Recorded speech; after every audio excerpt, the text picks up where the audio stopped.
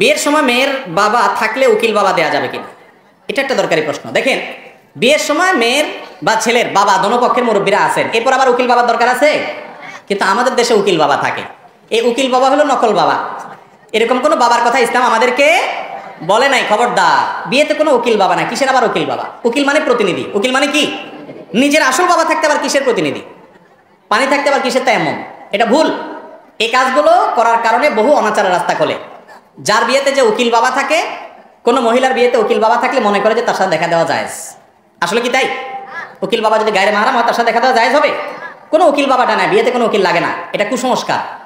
ছেলে যদি বড় থাকে তার বাবা থাকবেন, মেয়ে থাকে তার বাবা থাকবেন, বাবা না থাকলে তার বড় ভাই থাকবে, তার দাদা থাকবে, তার চাচা থাকবে, একজন গার্ডিয়ান থাকবে পুরুষ, বাস যথেষ্ট।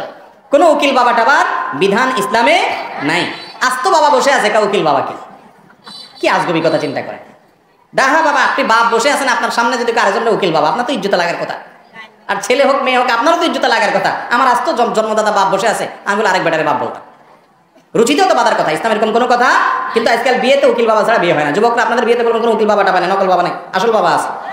আমার বাপে আমার বিয়ে দিবে, আমার বাপে আমাকে বিয়ে দিবে, আমার বাবা আমার দায়িত্বশীল, কিসের আবার উকিল বাবা? এটা কুসংস্কার আমাদের সমাজে, এটা তুলতে হবে, বিদায় দিতে হবে এটাকে।